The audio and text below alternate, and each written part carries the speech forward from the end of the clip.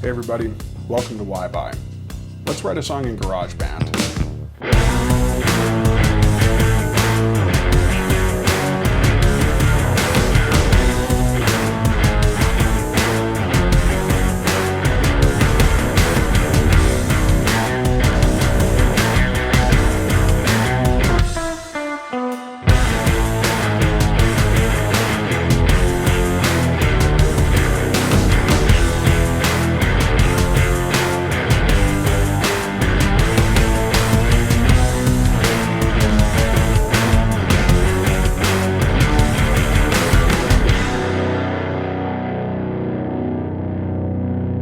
Okay, so you got your instruments down for guitar and so forth. Let's add a set of drums here.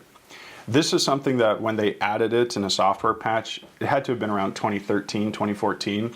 My head exploded because I'm not a very good drummer, and I bought an electric set of Yamaha DTX drums and I tried to learn, but for whatever reason, this side and this side, you know, don't communicate very well, and I just didn't have the patience to learn.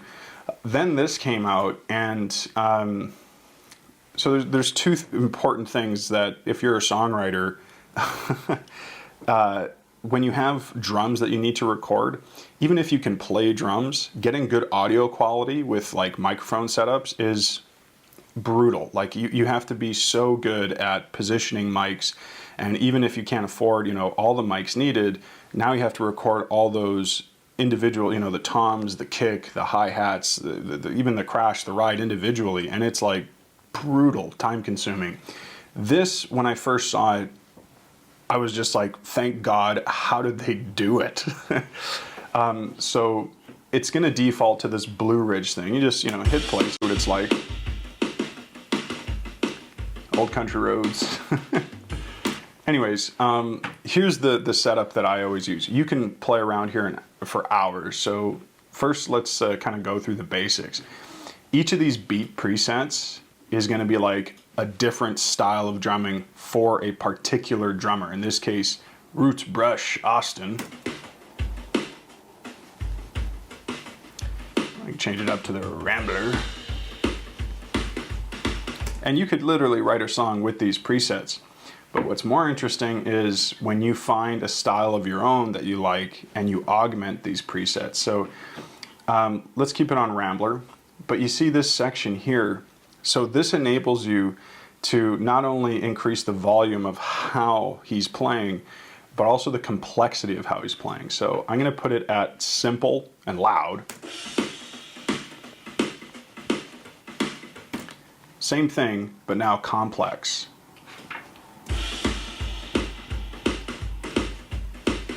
So it's really just adding in a kick. It's not overly complex because this is more so like, you know, country, bluegrass kind of music. But what's really cool is you can adjust things like your fills, how complicated you want your transitions between your bars, right? Like this is, like I'll give you an example. If we go to this transition here, so a little roll-on snare action that happened. Now let's like get rid of it entirely. And the beat just keeps going. Or you can make it really complicated. And it's just adding more fill. And I am so blown away at the software's capability to put these fills in and create these highly unique drum beats that are just, again, you could play in here for hours. But let me show you what I do when I write rock songs. So first things first, the drum kit that I like, because these are all different drum kits here, I always go for the heavy because the way it's recorded, there's a really nice kick. It's very crisp and snappy. The snare is very clean and loud, and it's just, to me, it just sounds the best for rock music. And then in terms of a drummer, so under rock, I go to Max, which is a punk rock drummer. The reason I like this is the speed at which, you know, his fills and transitions, I find it's a good combination. You'll see the default here, the drum set is East Bay, but again, I switched that over to heavy, and it gives it a better sound that I like. Perfect. So now, what I do is, typically after I do like mastering of the song and stuff, I like to just back off the hi-hat a bit and the cymbals, because it can get a little bit too high and even the mids, bringing them too much up. But then I'll add a bit of tone as well. I guess I should show you the difference. So here's without no tone, no room. And now with a bit of tone, we'll just go midway so you can hear it. So it's almost adding a bit of wideness to the sound. And then we'll just increase the room, which is essentially like a reverb.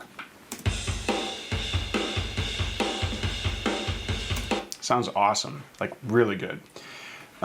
So here's the other thing too. You're in this setting where you see the controls and you're like, you go to the EQ and you're like, oh no, what happened to that really cool customization board for complexity and stuff? Just double click on the track and it'll bring it up. And you can even add swing to this, like on the 8th.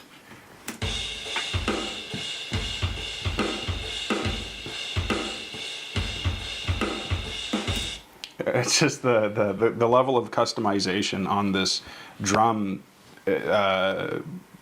tuner, I guess you could say, knows no bounds. Like it's not complicated to use. It's super intuitive, and I'll give you an example. You know, when we start writing a song or whatever. But even if you were to make cuts with, you know, Command T, that'll create a cut, and you can see how it's like already adding in a transition here.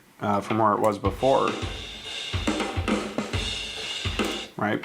And again, I'll try and increase the fill amount here, and you can even like make it have a bit of a gap if you wanted to, right? Give that kind of hang time, if you will.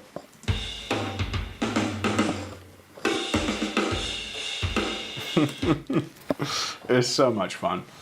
How about preset drum beats? Now, like I've seen a lot of people play with GarageBand on their phones, and they'll be like, hey, look at this thing I write, and they're essentially just loops being layered over top of each other.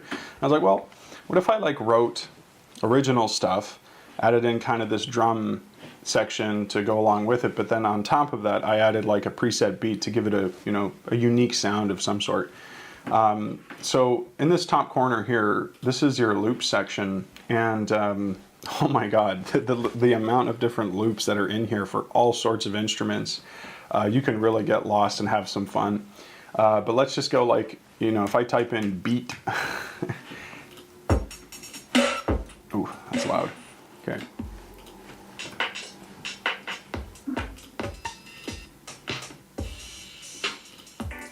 It's just endless. There's so many different beats you can have in here. And typically what I do is, you know, I'll go through here and find ones that I really like depending on what I'm writing. And you can save them. If you add a little check mark here, it'll add it to your favorites, this little heart. And see if I can, a little too fast. Yeah, so here's a beat I like, Brooklyn style beat, but I find it's like too fast. You know, and that's, so one thing that I should point out, when you're, if the tempo that it's going at is too quick or too slow, this section up here might be set to time, and you're just seeing the run time of your playlist. Just click this drop down arrow and go beats and time, and, or sorry, not beats and time, beats and project. So yeah, under beats and project, you'll see the tempo. It's at 140 beats per minute, so like that's pretty fast. If I were to drop this down to like 90, I don't know, 95. Now,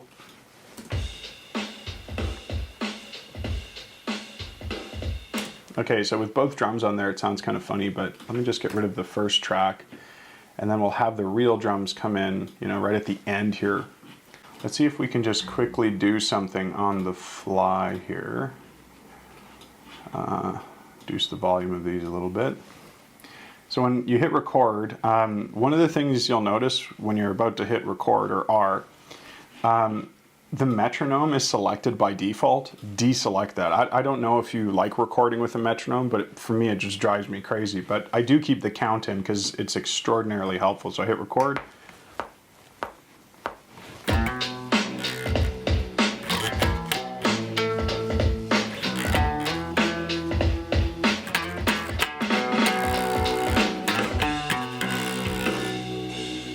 Anyways, there's an example of how you can just play along, right?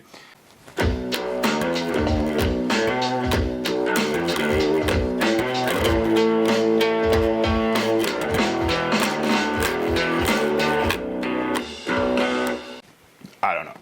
Anyways, you get the idea, right? Like, it's once you add in your drums and you have your guitar presets, it's super easy to jump in and just kind of fill in.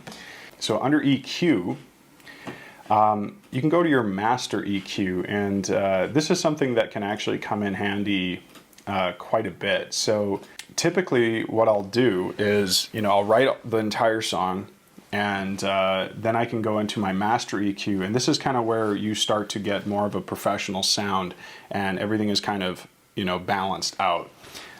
There are a ton of EQ settings that you can do for individual instruments, the entire song, and when you go into mastering, the final mix, Rock, actually does a really good job of increasing lower bass tones, balancing out the mids, and kind of tapering off the high frequency, just so that you get that really nice polished studio sound.